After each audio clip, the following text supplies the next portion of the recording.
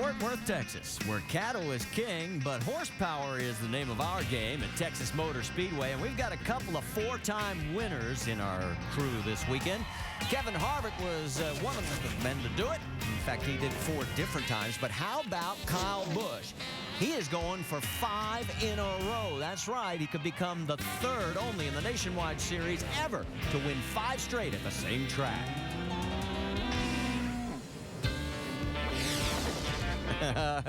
And we welcome you to Texas, Greg Biffle. I'll tell you what, he's been hot. Top 10 finishes in 4 of his last 5 races in that Baker Curve number 27. And Reed Sorensen's had 6 of his last 8 races in the top 10. We mentioned Kyle Busch in the drive for 5. A lot of focus will be on him today and tomorrow throughout the race. Joey Logano's led the most laps twice this season without a win. He wants to change that. And Brad Keselowski is the points leader for the first time in his career, but he's done it without a race win so far this season. And you can hear the noise in the background. Those shots just moments ago, as you can see, tracks just starting this final practice for the Nationwide Series. Here's our location in the ESPN pit studio, heading out towards pit exit. And as we come inside, we welcome Rusty Wallace. Let's talk a little bit about this racetrack and Kyle Busch. First, Kyle, I mean, he could make history if he can win again. Oh, he really could. I was down there talking to their team engineer, Matt Lucas, this morning. He told me, so Rusty said the car's good. We got a really good car for Kyle. Yeah, he's won 4 in a row, and we think we can win 5. They got a lot of confidence going into this race and a real strong car. And when they went out for practice, you know what? He was the first guy on the racetrack. He wants to get it done. Let's talk about this racetrack. We've got overcast conditions, just the same we did yesterday in our first practice session. What are the guys telling you?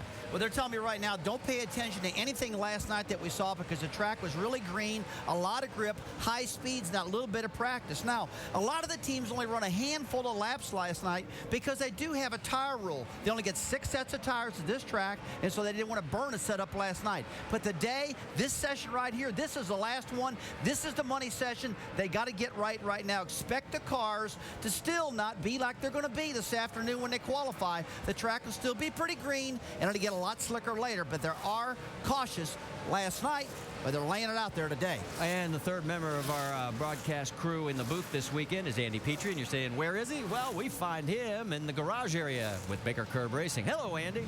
Hello, Marty.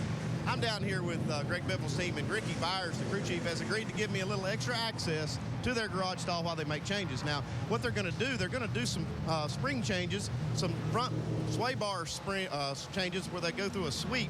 They'll actually change that front sway bar a couple of times and see how that acts and how the car reacts to it. They're also going to change the right rear spring 100 pounds. They want to try some front geometry things too. Their goal here is to get the car to be freer from the center off. That's what they want to do. And when Greg Biffle says, hey, that's as free as it can be, that's where they're going to stop. Now, they've got tires on the car that they ran last night. They put 24 laps on them. So they won't have but that one set to work with. They will not do a mock qualifying run. So that's what they're going to have to work with. And Ricky Byers has agreed to give us a little extra access in here. Let's go to Vince. Well, Andy, you know, one of the things that certainly has been a hot topic of conversation down here in the garage area has been the new tire that Goodyear has brought for these nationwide teams and how the cars are reacting to that new tire.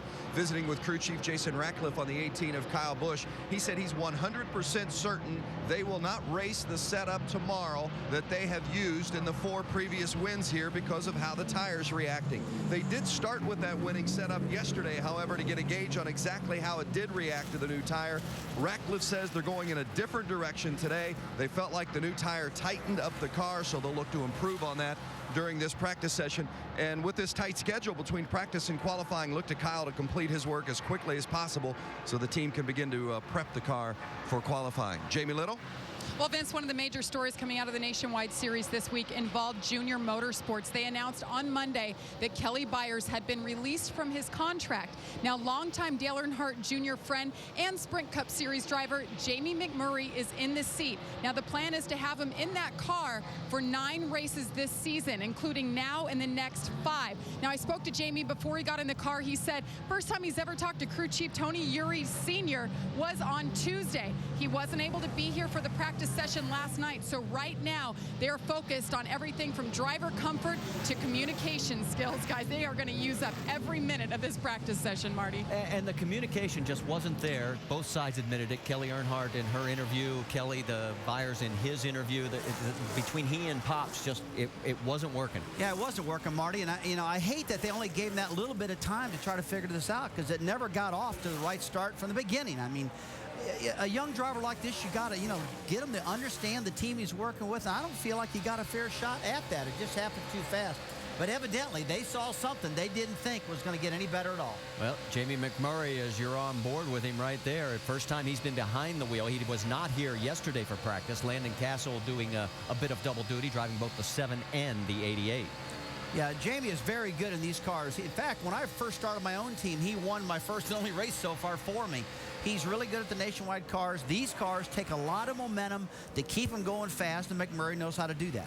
He's 16th on the speed charts right now, and then we switch our coverage over to the 20 of Joey Logano. Yeah, Logano is 8th quick right now, looking pretty good. Marty, I want to talk to you a little bit about turn 2. We talk about what spots on these tracks are the hot spot. Right there, you come off of this particular banking, the banking really flattens out big time off of turn 2 onto the back straightaway. And tomorrow's race, we're going to see a lot of action right there. You see all those spots on the track, the drivers lose it right there. They hit that wall because that banking flattens out so fast. Now, we listened to Andy Petrie earlier talk about Greg Biffle about getting this car turning good from the center of the corner out. That's one of the reasons why. If you can't get the car to turn good there, you can't make passes. And if you get too tight, you could crash right there. Well, you'd mentioned turn 2. Let's take you back to last year. Justin Allgaier, he gets it loose coming out of there. And, oops, 2 other cars get swallowed up in that mess as well. And the 66 of Stephen Wallace remembers what turn 2 is like, and so do you. Yeah, I think a lot of drivers figured out turn 2. When you go into practice, your crew chief's going to tell you, hey, man, make sure that car's underneath you, because turn 2, remember, the banking falls out. Not many racetracks on the series does that happen, except right here at Texas. This is the main one. Big opportunity for Landon Cassill. He's in that 7 for the next few races. Right now, he is 18th on the speed charts, but now the speculation is, after Jamie McMurray, who gets the 88 ride? Remember, Danica Patrick's coming back for more races in the 7 car. Well, he needs to run good. He needs to have solid runs in this 7 car, because he knows the guys at Dale Earnhardt Jr.'s team are very trigger happy. I mean, they're not afraid to fire you and put somebody else in that car. So this kid needs to have a good run. He wrecked last week in Phoenix, Arizona on a restart. And you got to believe that JR Motorsports is thinking about stuff like that. They don't like wrecks. They can't tolerate much more of that stuff. Well, you mentioned about how they've made changes. Mark McFarland was in that 88. Shane Huffman and Byers, none of those 3 are around. 38 of Jason Leffler right in front of the 7. Remember, Jason serving the 2nd of a 3-race probation. And there you see where he is right now in this final practice, 8th on the speed charts. Yeah, Leffler is always one of the nationwide regulars that is always strong. I mean, he's probably one of the better teams in the Toyota camp, I think, out of this Braun Racing race team. I talked to Jason. He understands these cars. He likes them a lot. Now, he's got caught up in some bad luck this year himself with some crashes. Let's get an update from Pit Road. Vince? That's right, Rusty. I think in talking with Scott Zipadelli, that's one of the things that when you talk about the 38 team, some of the bad luck they've had this year, they're 14th in points, and so many teams expected them to come out and just be gangbusters out of the gate this season after the success that they had a year ago. They really need a good showing here today and in qualifying from a confidence perspective, because they feel like confidence is lagging right now with this 38 crew, and particularly with the driver, Jason Leffler. And if they can get that confidence boosted back up, they think they're going to be right up there challenging for wins again. Well, Leffler had his first pole here in the Nationwide Series back in 2000. He's 14th in the points right now, was 4th entering this race last season. Talk about the calendar. We've got a lot of action coming up. It's all on ESPN2. That's one thing you got to remember. Nationwide qualifying today at 2:30. The race tomorrow at 3. Then NASCAR now tonight at 6:30. And SummitRacing.com NHRA Nationals qualifying tomorrow at 6 Eastern. And then the final Sunday, 7 Eastern. All of it on ESPN2. Where else do you need to go?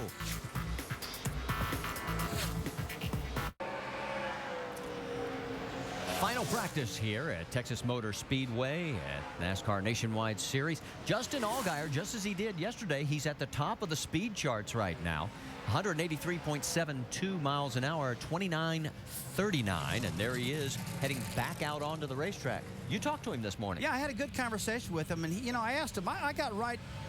We sat down for a while and had a good conversation. He said, "Look, what is the?" I asked him, I said, "What is the big difference from last year? I mean, you had 7 races in a row there, Justin, where the car looked like it just never handled, some spin outs, some crashes, and just some poor runs. And all of a sudden this year, it's like you flip a switch, you take off, the car looks fantastic. What was the big difference?" He said, "Rusty, I'm going to say the bodies." He said, "We completely changed all the bodies on these cars." And he said, "Every time you got a big team, you do it in big numbers." So we had like 5 or 6 cars identical. And the cars, we can never get them handling. This year, we cut the bodies off. We had a lot of front downforce last year. This year, we kind of moved it to the back. And all of a sudden, I'm a race car driver again. The things handle better. It's like I've just, changed my whole entire driving style. I didn't change nothing. We just changed the body. And all of a sudden, everything's much, much better. So let's transition to his teammate, the 22 of Brad Keselowski, who is the current points leader. Let's check in on his radio. A little freer up off of 2. He really helped that feeling I had yesterday. I will say that. So I'm pretty happy with that. I just need a little bit of security there. I feel like when I get to the late center that the car just grabs the wheel and turns on me too much. Feel like if we give you some lateral, like track bar, or do you feel like we need 25 in the left rear? I can see track bar. I could probably take that. And you hear some good driver feedback there telling Paul Wolfe, as crew chief, yeah, let's go ahead and try that. So we came in the garage, they made a track bar adjustment. He's going to see if this works, and if it doesn't, they're going to bring him back in and make some wholesale changes to try to give him that security he needs. He said he's a little tail happy, guys. I talked to him yesterday, and I said, "What'd you do during the week?" He said, "Well, believe it or not, I took a late model up to Sonoma to get a little road course practice because, they're going to Road America for the first time later this year." And he's up there running, and he says, all of a sudden, I'm passing all these street cars on the track, and I'm just blowing by them, and found out later everybody's really angry with me because it was a test and tune day, and they're not supposed to pass. Unreal. Well, that talking about that new race at Road America, man, that's going to be a big change for a lot of people. So a lot of drivers are right now out there road race testing and practicing, trying to hone their skills for that special race up there. Brad Keselowski right now 5th on the speed charts as he has run a best lap of 29.61 seconds. It's about 0.2 of a second behind Justin Allgaier's leading time. Here is Team Penske in 2010, with Justin having the 1 win so far, 5 top 5s for Brad.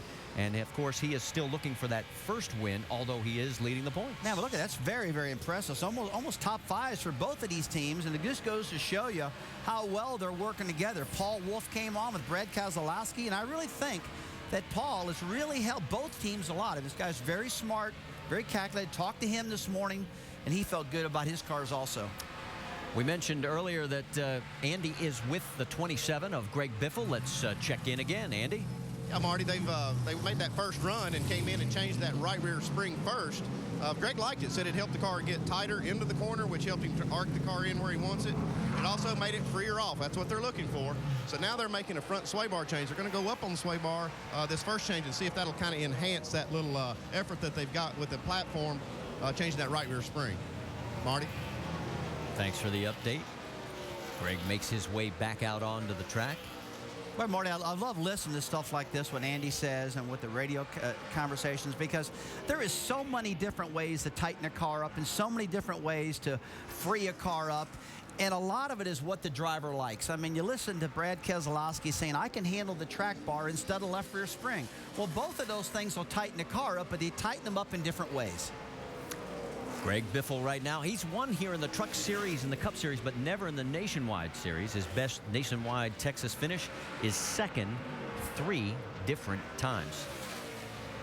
Another car that's had a lot of, shall we say, attention paid to it, the 21, formerly driven by John West Townley. Right now, Clint Bowyer behind the wheel. And still no definitive word from the team as to what the future is for John West. He is still in the company's employ.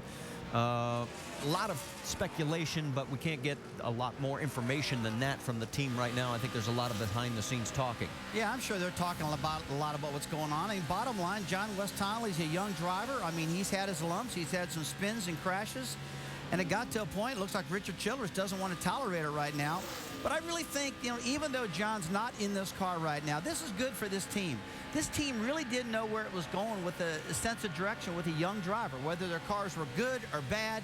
And now with Bowyer getting back in this car and giving some really good feedback to this team, even if they put John back in this car, it will help John because now they'll know what's going on with this race team and have a lot better outlook. Vince, you got more?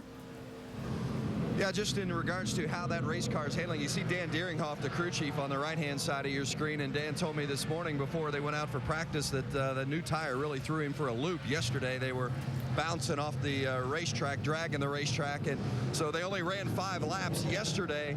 They made some significant changes today, and the car is reacting much better. In fact, they've already run twice as many laps as they ran yesterday. Car's still not quite perfect, but Rusty, as you said, having Clint Bowyer in that car gives him a veteran who knows what the car wants and what it needs. He's been a champion in this series. He knows his way around and a feel for a good race car. I think it's going to be a big jump forward for this team having him in the car, no matter how long he happens to be in that seat. Bowyer 6th on the speed charts right now, made his first nationwide start at Texas back in April of 2004.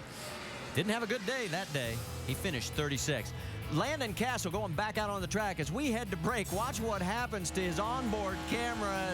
Get ready. We're about to lose the lens. Ouch. Ooh.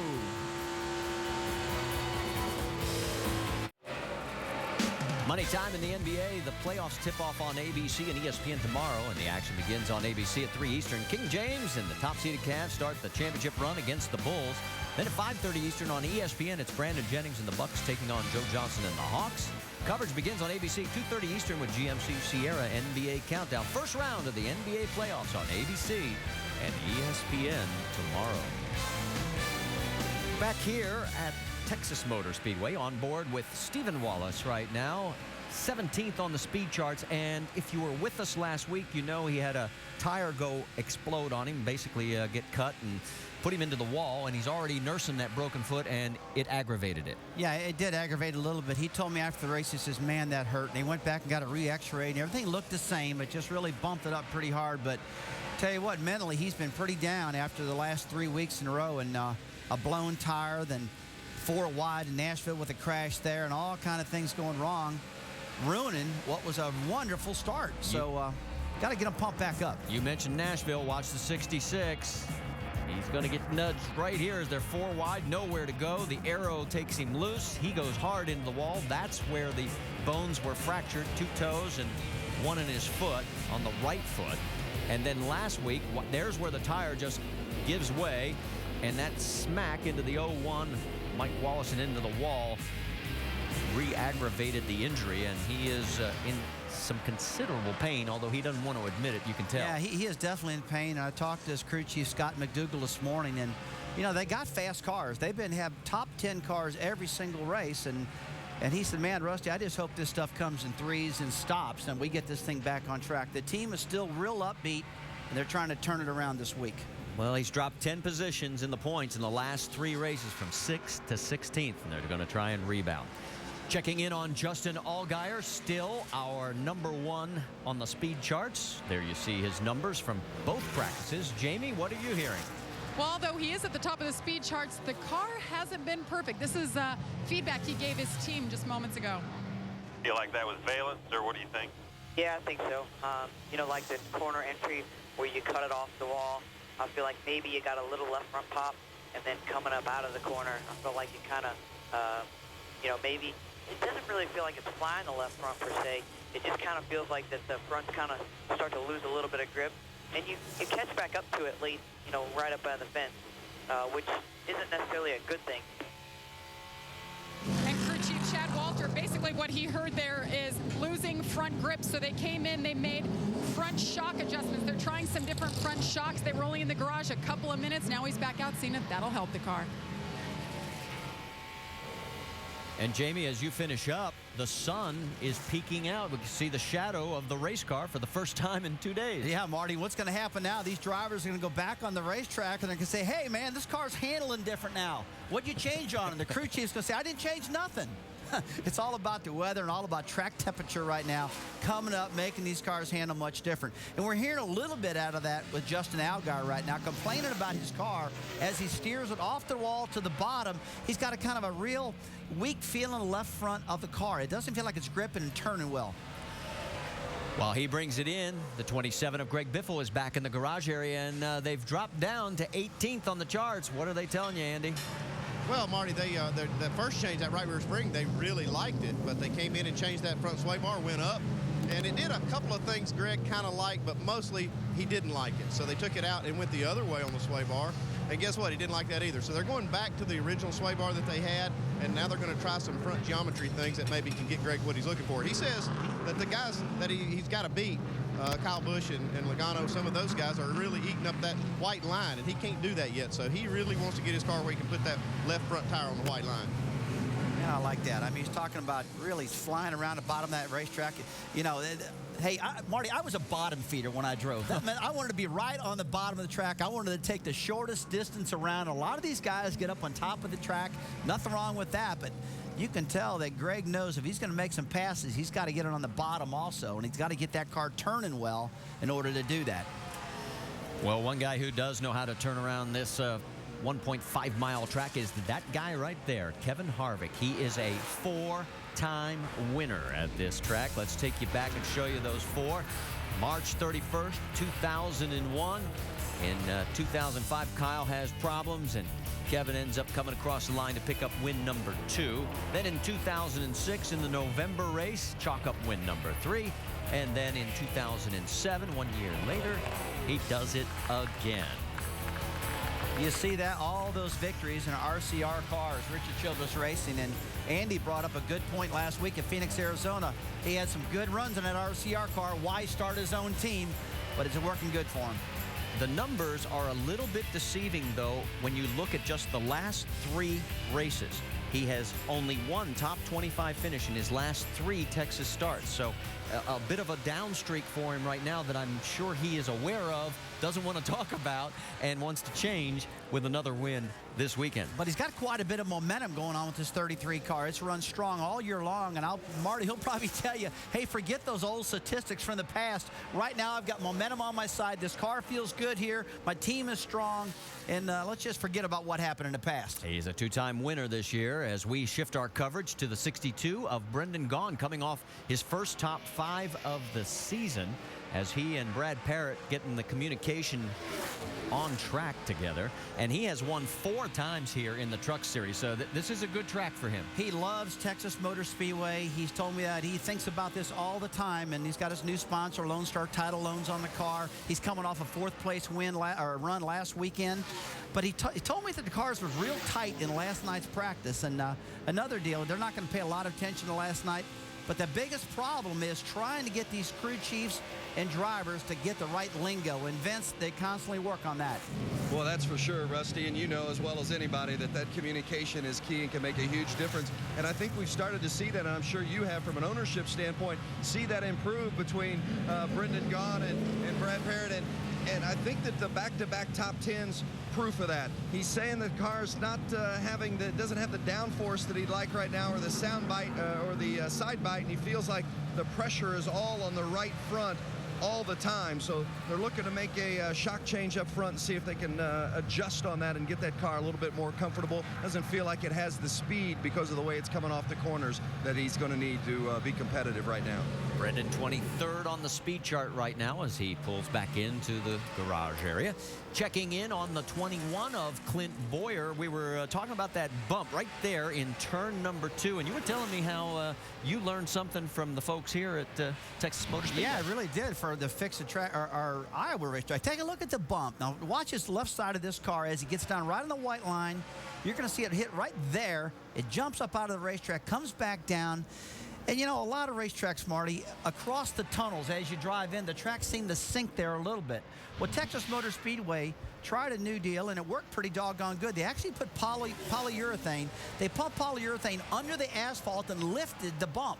As the racetrack sunk down, they pumped it back up and helped it quite a bit. And we've learned from those guys. We had the same problem at the Speedway out in Iowa. We did that, and it helped it a lot there. But it's still not totally fixed, but you should have seen the thing before that. It was a big bump. There's young Trevor Bayne. See his stats there. Finished 30th or worse in 3 of the 6 races this season. He like about, a handful of others, has been in the wrong place at the wrong time on a lot of these occasions where it's not necessarily his mistake. He just gets swept up in it. You can throw him in with like 8 or 10 other guys that have run really strong but just have a stupid problem. And like last week and on a restart, they're coming out of second gear. The whole field crashes at the start-finish line, and he gets tangled up in that. Really nothing to do with him. He didn't cause it. He just ended up in this big melee of wrecked cars. 29th right now on the speed charts for Trevor Bayne. Actually, just move him up to 26th as he brings it back in to the garage area. We're going to step aside for just a moment. Final practice at Texas Motor Speedway. Justin Allgaier still leading the speed charts. He's run 13 laps. His fastest was lap number 2 at a 29:39 here in final practice in the NASCAR Nationwide Series from the Great American Raceway, Texas Motor Speedway. And the sun is out. Let's keep it that way the rest of the weekend. Well, the sun's out right now, and that's how they're going to race probably, and they've got to get their car handling good in these conditions. And I'm noticing the track's getting blacker out there right now, changing. James Buescher, our first look at the rookie. He is 25th on the speed charts right now, 29.90 seconds at 180. And that's the telltale sign there. Failed to finish 3 of the last 4 races.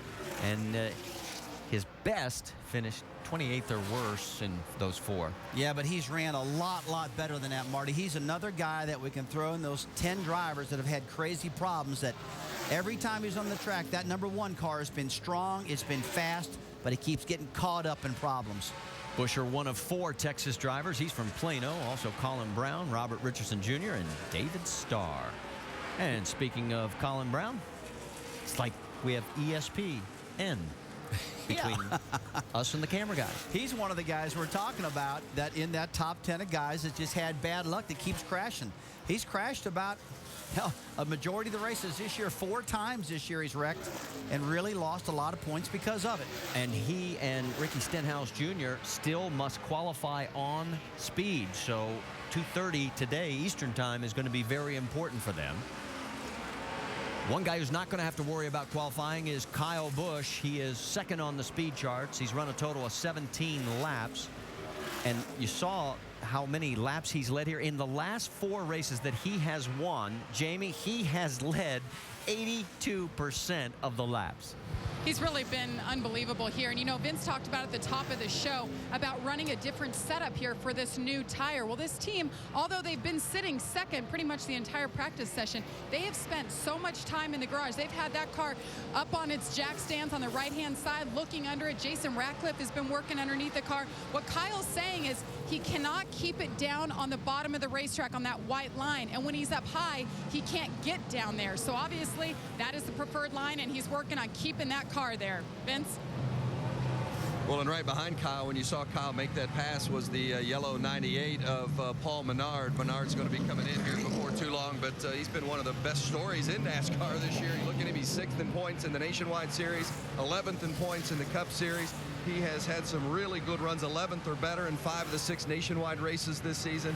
They believe they've got a car that can be competitive here, as they always do. Very confident group here, led by Matt Pusha, the crew chief in this Roush contingent. They believe every week they come to the racetrack, they're capable of winning, and that confidence is key with any team. Fighting a little bit of a tight condition, certainly in the center and exit. They've made some spring changes. Actually, on this previous run, as you get a look at Pusha there, they went back to the original setup that they started the day with, except for a left front spring change. So Paul Menard creeping up the speed chart, was 10th last time I checked. This is a guy that's been a factor and has had some really good races this season already. And Vince will let you know he is still in the 10th position on the speed charts. How about Joey Logano? You see him going around Robert Richardson, and the 32 of Reed Sorenson right in front of him. And you can see where he is practicing right now. 15th in the first session, 14th here in the second.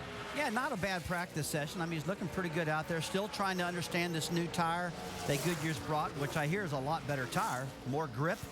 And but it's going to take a little bit different setup. Right in front of him there is Reed Sorenson, and this week Reed's going to be running the Cup race here. He's going to attempt to make this race. He told me he's really excited about it, a little bit nervous because he hasn't been on the track much with the Cup cars. He doesn't know what to expect with this team and this new car with the rear spoiler that they're running down those cars. Well, Sorenson, along with Vickers, have given that team 5 of 6 top 10 finishes in that 32 car this year. And, of course, Joey Logano, you know the fact he's led more laps than anybody so far this season, but has yet to come up with the win because a couple of those times he got dumped. Yeah, oh, that happens. You don't like it to happen, but that happens. See how there's one groove out there right now, Marty. See that? Just about a groove and a half. Boy, when this race gets going, that groove's going to get so wide, it's really going to move up. You can almost see him 2 and 3 wide in the middle of turn 3 and 4 especially. That will change a lot. That's one thing we're going to see. Checking in on a rookie, the 71 of Justin Lofton, the 2009 ARCA champion. He had 6 wins last season. The 24-year-old is from Westmoreland, California. You can see he is 5th here in the final practice. Jamie Little, what's going on down there? Well, it's nice to see a new face out here. I actually had to go track them down in the garage because they're not part of the actual garage and talk to the team. They're thrilled right now, but Justin gave some feedback to the guys just a few moments ago. Good. Tires are wearing out just a little bit, getting a little tight. Little tight. 3 and 4 is just, I mean, there's some laps you can go in there and it's really good, then other laps that wind will catch you and push you right up. Here, we need to put a little tape on my helmet hose or something. And they made some adjustments for driver comfort in the car, and they worked on it to get that tight condition out. Now, this is the first of 4 scheduled nationwide races for Justin Lofton, and this entire team he's working with is his Truck Series team. They're running together for Red Horse Racing this year, Marty. Doing very well right now, Jamie. As we mentioned, he is 5th on the speed charts and lapping, well, he's turned in 26 total laps as he's now heading for the garage. As we head to break, let's show you the top 10 in speeds, and it's still led by Justin Allgaier, Kyle Busch, Reed Sorenson, Carl Edwards, all the way down through Paul Menard in 10th. Stay with us. Final practice continues. Let's talk some hoops action. The playoffs tip off on ABC and ESPN. On ABC at 3 Eastern tomorrow, it is the Cavs and the Bulls. Then at 5:30 Eastern on ESPN, we've got the Bucks and the Hawks. Coverage begins on ABC at 2:30 Eastern with GMC, Sierra NBA Countdown, and the first round of the NBA playoffs on ABC and ESPN starting tomorrow. We've got a caution on the track. There's the damage on Brian Scott's number $11 General machine as he takes the Toyota back to the garage area. Let's show you exactly what happened. And here we go. Trying to take a look at this. It just looks like he's bottoms out, and the car slides up into the gray area. There's no grip into the wall.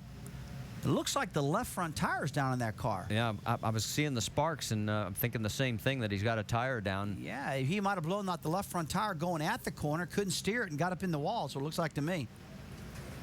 Oh, you guys, I don't know. Something just felt weird. The thing was just kind of wobbly. I thought it was just because of low air pressure, and then it kept feeling like I was just getting pushed around. I know somebody was close to me, but it was something weird was going on, you guys. I think when they check those tires, they're going to get their answer. Yeah, I think they're going to go to that left front tire and say, hey, man, there's no air in it. And that's what's wobbling around on it. And that's what caused them to get up in the wall. And these guys do run fairly low air pressures on the left side. And look at it, it's down. So, yeah, that's the problem right there. Just caught him off guard, and he couldn't turn the car. He probably blew the tire, lost the air, something going at the corner. Got a big surprise when he got down there. 16th on the speed charts. When he went into the wall, he had turned 20 laps. His best lap was 29.71 seconds. The lap prior to the crash, 30.5. Yeah. I'll tell you, he's had a good run this year. He's been real fast in many, many races. Another driver got caught up in some crashes also, but been a good, pleasant surprise. He's really wheeled this thing pretty good this year. He leads the Rookie of the Year standings by just 1 point over James Buescher, and he's looking to make his first Nationwide Series Texas start. He's got 2 top 10 finishes in 5 Truck Series starts here at Texas. Cars waiting to go out. We mentioned the 27 of Greg Biffle a little bit earlier. Andy Petrie is down in the garage area keeping tabs on all the changes that this team is going through. Andy, what's latest?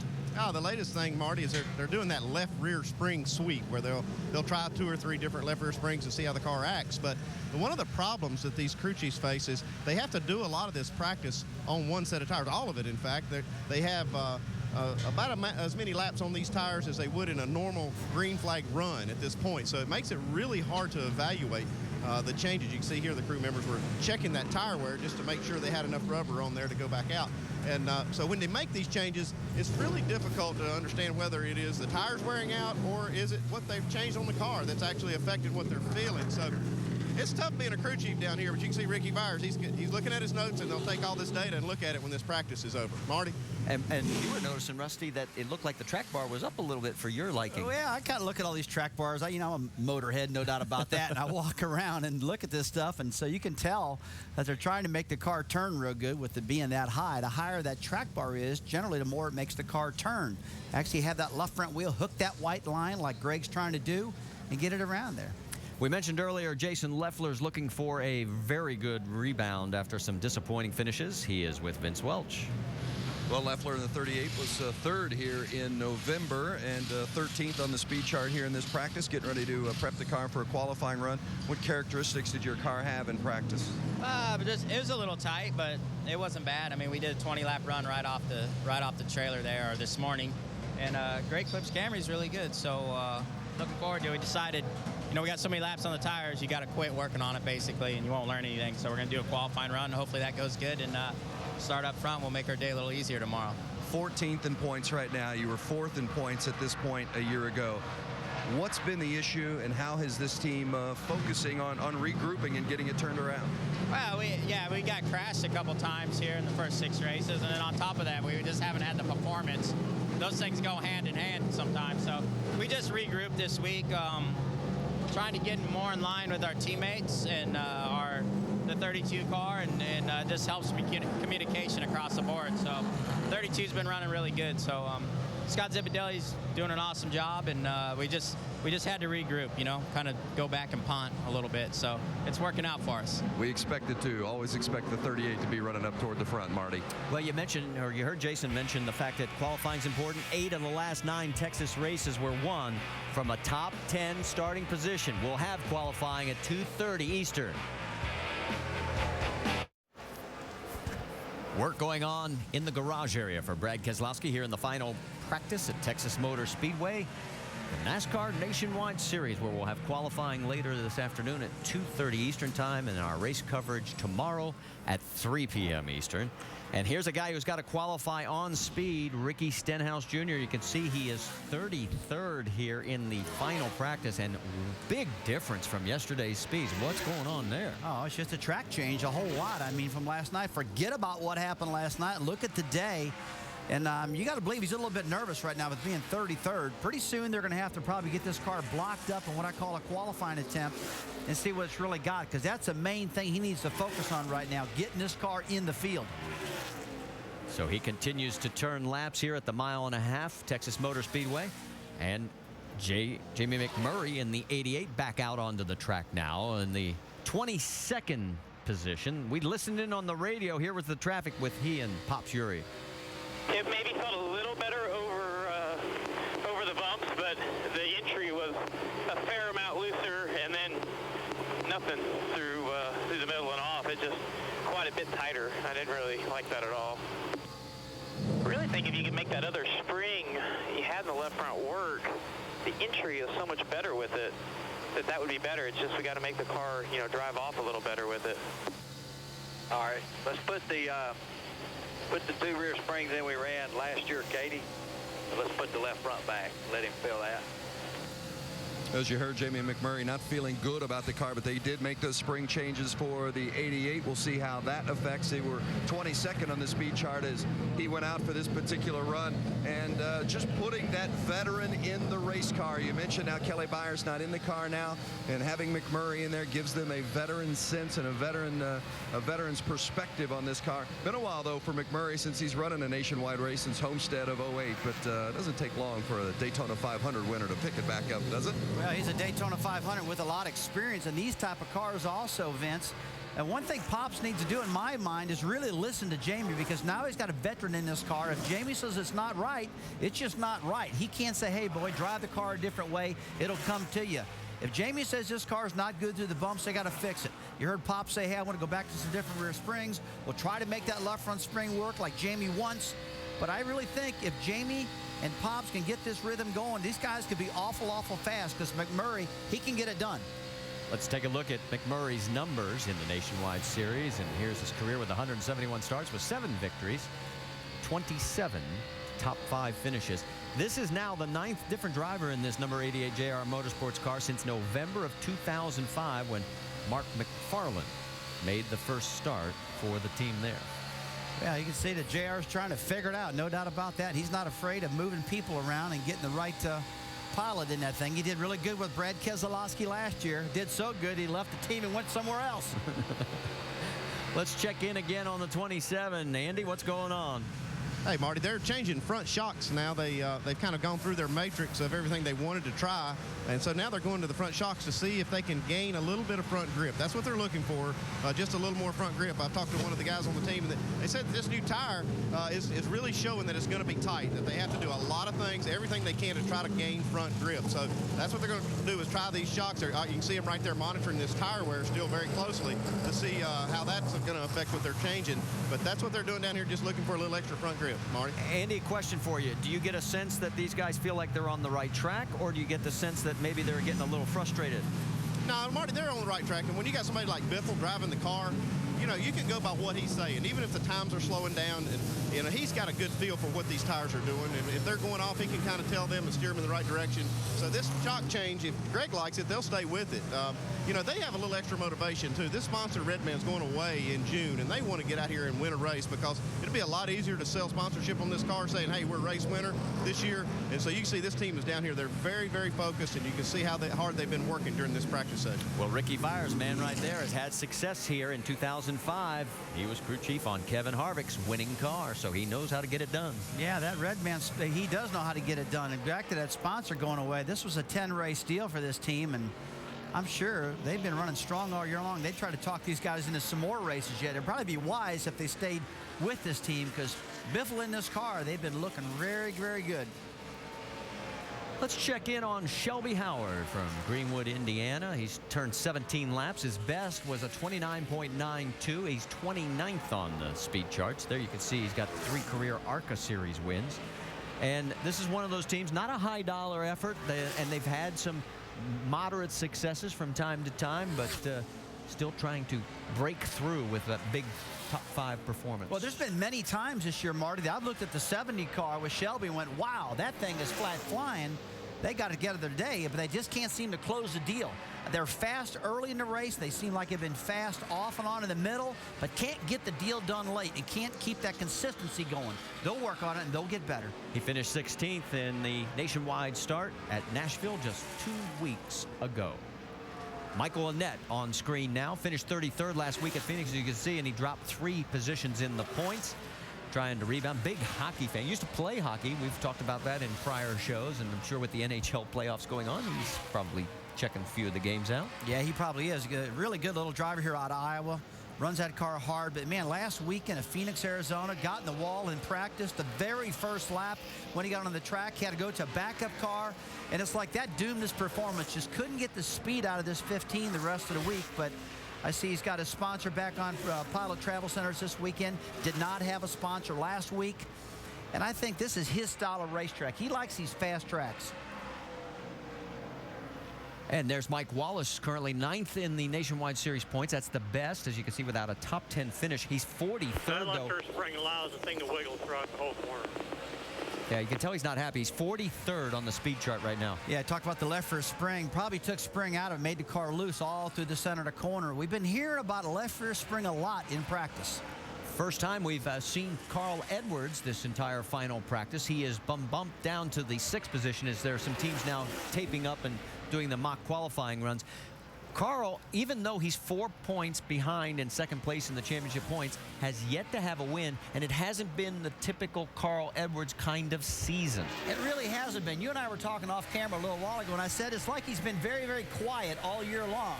I mean, usually we're talking a lot about Carl. He's up there dominating. He's having good, solid runs right now, but he's not the wide-open Carl that I saw last year in these cars. Well, and he's not running up front with leading the kind of laps he's been used to in years past, especially like the year when he was winning the championship. It's been that kind of year where he's there, but yet he's not the key player.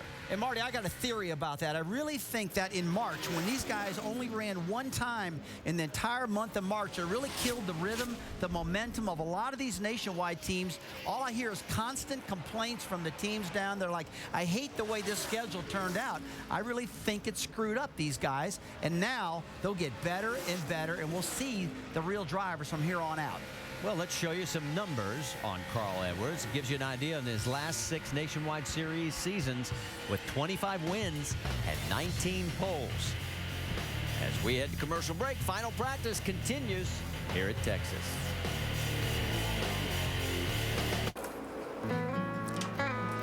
There's a couple of ways you can always tell when we are deep in the heart of Texas. Well, that's one way. They spell it right on the wall. And we're at Texas Motor Speedway, but there you go.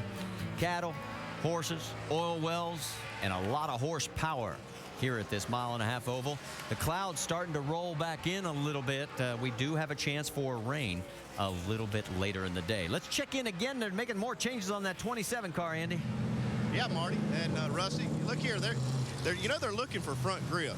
One of the last places you'd think you'd look for that would be at the rear spoiler. They're changing the angle of this rear spoiler. They're raising it up. They're actually increasing the angle of the rear spoiler, looking for front grip. There's something in their wind tunnel data that tells them this might help. I love a crew chief and team that thinks out of the box, don't you, Rusty? I love it, Andy. No doubt about that. And one thing I'm seeing there, I mean, Andy, tell me if I'm wrong or not, but isn't maximum downforce in these cars around 68 to 70 degrees, and they just laid that baby back to 65? That's going to get them down the straightaway a little quicker, too, isn't it? Well, Rusty, that's what I'm saying. They're actually going the other way. They had the spoiler down and say around that 65-degree mark. They're putting it up now. Oh, okay. Actually raising the spoiler up to look for front grip. That's why I say I love a guy who thinks out of the box.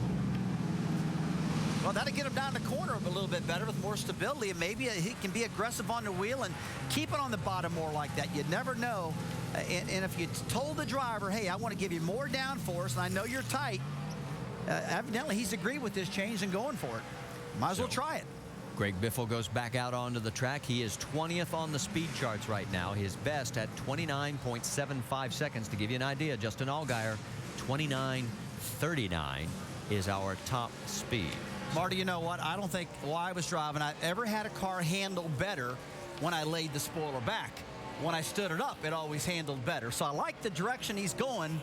It just doesn't sound like the right fix for what he's having, but when you lay him down, man, you can't get it to corner. And the goal is to run wide open around here if you can. And if you don't have the downforce, you can't do that. It's always a trade-off between drag and the ability to drive the car. That's right. Well, Andy Petrie down there, I'll guarantee if he said, hey, my car's not handling too good, lay the spoiler back, and Andy said, are you running wide open to the corner? No. Well, why you want to take downforce out of it then? All right, let's pay attention to Biffle's lap here. His last lap before he came in was 30.36 seconds. They came in now and made this change that Andy briefed us on with the angle on the spoiler. So let's see what happens. We'll give him one lap here to warm her up and get cranking. And these cars need a lot of momentum. Oh, he looks like he's... Yeah, he's gotten out of it. We get word from the garage area that, Andy, are you hearing anything down there that the car didn't sound right? He's coming in. Yeah, I don't know, Marty. You know, they did come in awful quick there. I'm listening to the radio now, but they got something going on there. You know, they could be out of fuel. They've run so many laps in this practice session. So they're going to just putting a little bit in the can. That's what we're hearing now is that they are out of fuel. Oh, that's one of those oops moments. So they'll get some more Sunoco in there. And so, Andy, they ran last night with these tires and then today. So they didn't put any fuel in this thing this morning, probably. Is that right? Yeah, that's right, Red. I told you they were at almost the end of what they would consider a full fuel run. I guess that confirms it when they ran it out of fuel, and so they'll get in here and get a little bit in the tank and go back out there and try to evaluate this change. Yeah, Marty, so you add up the laps they ran last night and the laps they've run today, and this thing's out of gas because most of these guys have run no more than 30 laps a day total, and these cars should run about 55 laps on fuel, so how about that? Well, it'll give them a chance to put the fuel in. There they are, and they're just gonna put just a little bit in it right now because these tires are worn out. If they fill that tank up right now with all that weight in the back, this car will be extremely loose. And Ricky Byers knows that, and so does Biffle. So they're just going to put a little gas in it right now, probably about a couple gallons, just to feel what this is going to do, this change they made. So we'll sort of watch how much they actually do pour down into the tank.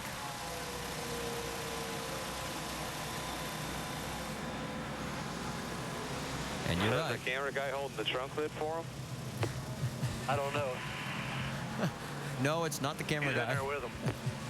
We're just nice and close. You know, this is one tough thing I hate about the series. I love the Nationwide Series, but they do have this tire limitation, 6 sets of tires, and they're always managing their tire wear, and it's so hard to get a car handling good on old, wore-out tires. Now, the Cup guys, they can just put new tires on all the time. It doesn't affect them, but these guys, man, it is hard to learn and hard to get them handled under those conditions. All right, we're going to keep tabs on the 27 as he goes back out, but let's check in on the 11. Remember, Brian Scott brushed the wall. Well, he didn't brush it. He hit it. Vince, what's the latest? Well, the good news is the damage wasn't as significant as it could have been on the 11. They have already done their repairs and sent Brian Scott back out for a run, but when he went out for that run after the repairs, the front end was hitting, so he brought it right back in. They made a check underneath the car to make sure everything is repaired from the incident, gave him a little bit more air pressure in the front end. They weren't sure what happened that caused that left front to go down, that caused that accident. The tire was wrapped around the spindle when they got it back in. He had indicated that it didn't feel good as soon as he'd gone out on the track, so they think he might have actually cut that tire before it actually even got out on the racing surface prior to hitting the wall. So good news is the car is rolling now. They've made the repairs. Crew Chief Billy Wilburn says all should be well. They're going to make a run here and then a mock qualifying run. And the thing that rookie just learned, when he feels that again next time, he'll know exactly what he's dealing with, and maybe he doesn't hit the wall because he gets out of the throttle Yeah, sooner. if he's got a very bad feel getting the straightaway, going at the corner, man, the last thing you want to do is sail it down in there wide open. All right, here's Greg Biffle. Remember the change that they made with the spoiler. We're going to stay with this one lap. Remember his last lap before he brought it in for the change was 30.36 seconds. Gives us an opportunity to see if this one change is going to help. Now, is it going to help or hurt that he's in the draft of the 88? Well, if you're trying to do a single lap run, an A-B it we call it, really check one run from another, it's going to be hard right now because he's got himself stuck behind Jamie McMurray, which really affects the way the car handles. So they're just going to have to go 100% to driver feedback right now. Forget about the time. Just tell me, how's the car handling? That's what Ricky Byers needs to know right now to Biffle. 88 pulls it down, so that gives him open track as he comes across the start-finish line. Well. Still 10 back to the 66. And that last lap was 30.96. So again, he did not have clear traffic. We're listening in on the radio to see if Greg gives any feedback. We'll stay with this one more lap, see what happens. Yeah, it's going to be interesting to see what Greg's got to say about this change from the rear spoiler, because this is something you hardly ever see teams doing. He's down on the white line Coming there. to you here, guys. He's going to come on the outside. No. After him, you got into 3. All clear. 15 And minutes. that was a 31.71, so he was getting out of it before he got to the finish line. So maybe he's not as happy as we thought he might be with that change. We're going to step aside for just a moment. Right now, it is still Justin Allgaier. A lot of guys have yet to tape up as the time is winding down on this final practice.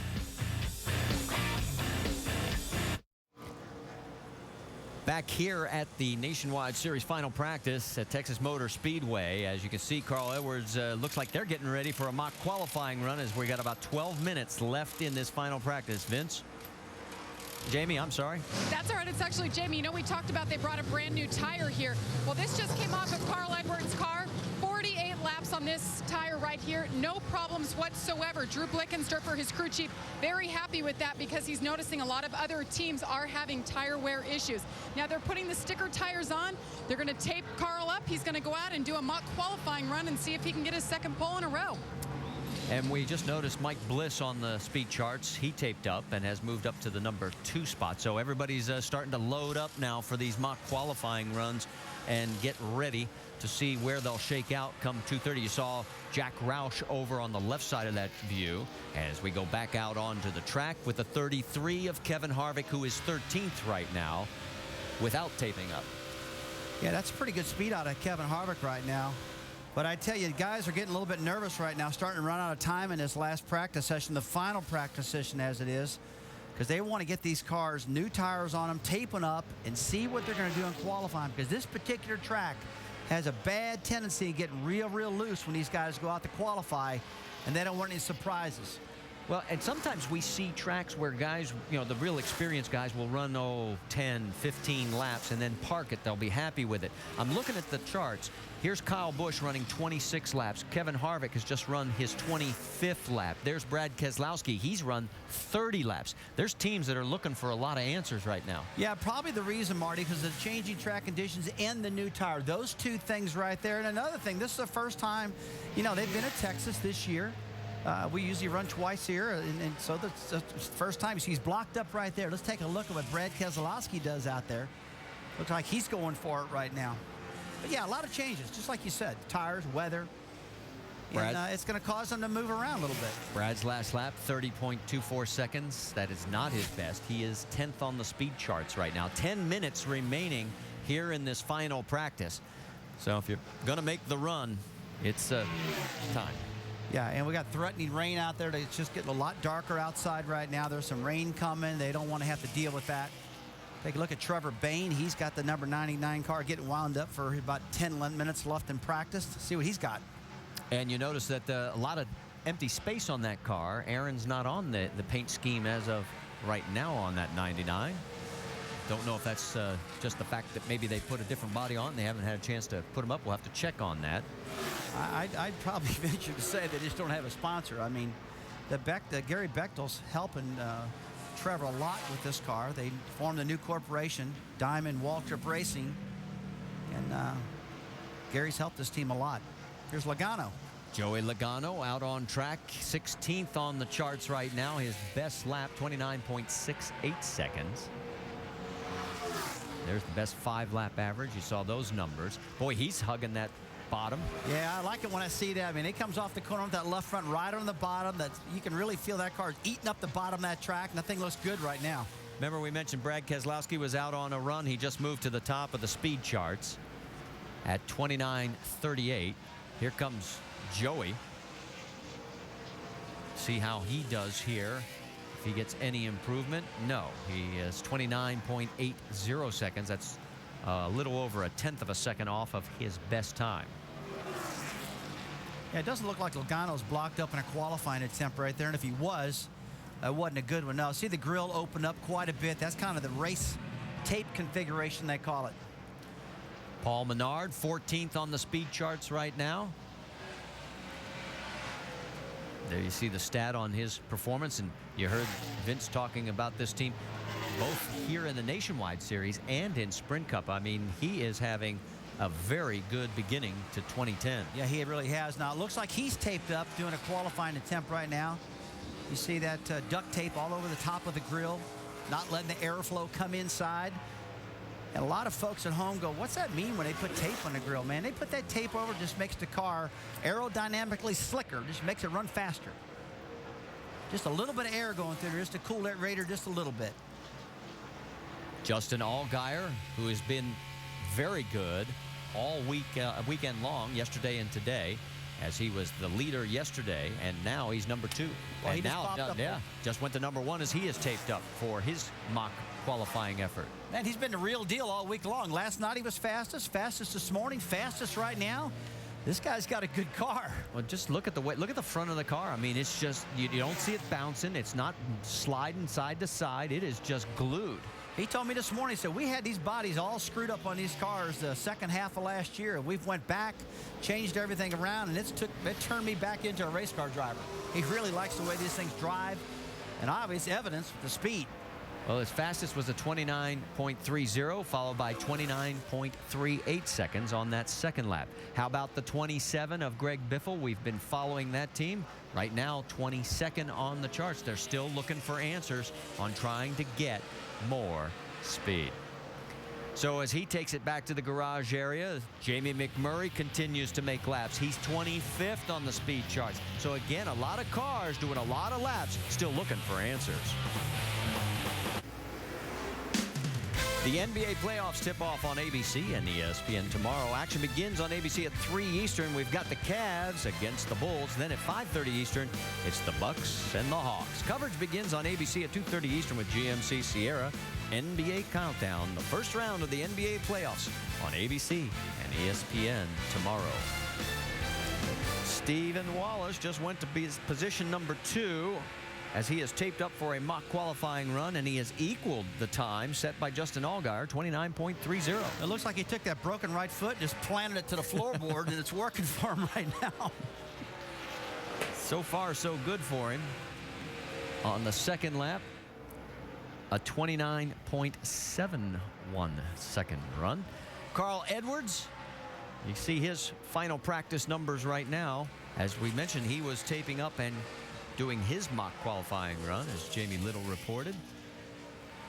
And he is now in the 11th position that last lap, and he just got bumped down 2 spots just that quick by other people that are doing some mock qualifying runs. Jack Roush looking on attentively. Well, you see that car wiggle off of turn 2. It really was losing the back of the car on exit of turn 2. You know, when I think of these mile-and-a-half tracks, like Atlanta, Georgia, Texas, I think of Carl a lot because he's had extreme success, really good success on these style racetracks. Always has seemed to get around him real good. Hey, he moves up to 3rd quick on that run right there with a lap at 29.31. Good run out of him. That's 1/100th behind Justin Allgaier. Let's get more on the 60, Jamie. Well, Rusty, to add to what you're talking about, this 60 team has really been struggling with how to set the car up. Right now it's overcast. A little while earlier, you guys said the sun was out. So I asked Drew Blickensterfer, crew chief, how are you setting the car up? He said, you know, you go back and forth. It's such a hard decision, but we're going to set it up for the sun shining. Of course, he's on his qualifying run right now, and it's overcast. Take what you can get, right? There's one thing you control. You control the shocks and springs, but you can't control Mother Nature. Well, and he has not had a great record, as you see him making a gesture saying, okay, guys, I'm coming in. He's not had a great record here at Texas. In fact, only 2 top 10 finishes in his last 5 Nationwide Series starts here at Texas. Now, he's done better on the Cup side, but he has struggled here on the Nationwide side. You know, I wouldn't have noticed that. I would have thought that he would have been a lot better than that. Trevor Bayne, we mentioned the fact the sponsorship situation. Well, he has sponsorship for that car for 6 more races. We got the report from our crack crew down in the garage area, and this is not one of them. As Trevor out on track in 25th. Now, remember when Brian Scott tagged the wall and brushed the right side after that tire went down? Guess who just jumped to the top of the charts? Man, he just made up to the team for hitting that wall. He's P1 right now, 28.29. Marty, these times are awful close. First, you know something, you're a damn animal. That's a quick time on the board, 29.29. Got it done. By 1/100th over Allgaier and Stephen Wallace, by 2/100ths over Carl Edwards. What a comeback after that tire cut. Put him into the wall. The crew put the car back together for him, and he goes out and takes top speed. Hey, I want to mention real quick Trevor Bayne also. Bayne just popped up to 5th. The top 6 speeds are almost identical out there. And Landon Cassill just went to 7th as he gets ready to bring it back into the garage area. So everybody now, as the minutes wind down in this final practice, want to find out what they have for qualifying, which will come up later this afternoon on ESPN2 at 2:30 Eastern. Eric McClure, 45th on the charts right now. He's run a total of 18 laps. There you see his numbers. This is another team that's really had a struggle, and he needs to try to make it up a little bit. He's looking better. Brendan Gaughan in the 62. 33rd on the charts right now. He's turned a total of 22 laps. His best was back on lap number 5, and can't tell whether he's taped up or not because of all the dark grill work. I don't think he is, but I started to say he better hurry up and get it taped up if he's going to, because there's only 1 minute left in practice right now. We're probably going to see this red flag shortly. I don't think he's got that thing taped up. I think he's just going to have to go cold turkey, I call it, qualifying. Well, Brendan has picked up 13 spots in the points championship in the last 2 races, jumping from 24th to 11th. And we mentioned, if you were with us earlier, of course, he's coming off that 4th place run last week out at Phoenix. Awful high on the racetrack right there, right up against the top of the groove. But he loves to run high on the racetrack. And I'll tell you, as an owner, I've talked to him several times. Say, hey, man, I think it's faster in the bottom of the track. No, I like it up top. There's the red flags. So the session is over. And there is Carl Edwards' crew bringing the 60 back. He is 4th on the speed chart right now. Kevin Harvick. Harvick also not got a big smile on his face, maybe because he's 21st on the charts, but I don't think they taped up at all. We'll take a break and we'll talk a little more as we get ready for qualifying. Final practice is over at the Nationwide Series. Let's talk about the calendar, because coming up later today at 2:30, we'll have qualifying right here at Texas. And then the race is tomorrow, 3 Eastern, ESPN2 for both. NASCAR Now tonight at 6:30 Eastern, also on ESPN2. In fact, just stay on ESPN2 because we've got SummitRacing.com, NHRA Nationals with qualifying tomorrow at 6 Eastern. The finals Sunday, 7 Eastern. All of it on ESPN2. Let's backtrack a little bit in practice. This is Brian Scott, has a tire issue and heads for the wall and does some damage to the right side of the car. The only incident that we had throughout the final practice. And now he's at the top of the speed charts. Vince, let's talk to him. Yeah, nice way to bounce back from doing some damage to the right side. I know the tire issue and the wall contact certainly wasn't anything of your doing, but the fast lap was. How did you guys get the car working just right for you? Well, we have a really good handling, Dollar General, Autism Speaks Toyota, and it's a shame because it's such a beautiful car that we had to have a left front tire problem like that. I should have felt it out right away. It happened as soon as I pulled out on the racetrack. I just thought it was low air pressure, so I went around for another lap and a half, and it became pretty apparent there was a problem, but it was too late to get slowed down to not scrape the wall. I hate it. You know, everybody on this Braun Racing Toyota, they did an awesome job at getting it back. Getting her back looking good and handling well. You know, we did a mock run, put it top of the board, so I think that speaks volumes for how our car's handling right now. Just happy. I got to give a shout out. My cousin a couple weeks ago just shipped out to Afghanistan. He's in the 7th Battalion, 4th Marines Weapon Company. Good luck, Johnny. His name's Johnny Silva, and Godspeed and get home safely, buddy. Amen, brother. Thank you very much, and good run. His first time here at Texas Motor Speedway in the Nationwide car. Brian Scott, he is the rookie points leader, Marty.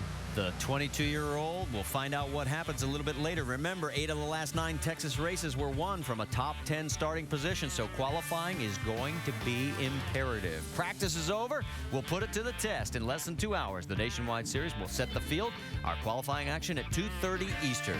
Then we'll go racing tomorrow starting at 3 Eastern with the NASCAR Nationwide Countdown presented by Hellman's, all on ESPN2. Coming up next, 2010 Family Circle Cup from Charleston, South Carolina. This has been a presentation of ESPN, the worldwide leader in sports. For our entire ESPN crew, I'm Marty Reed. Till we meet again.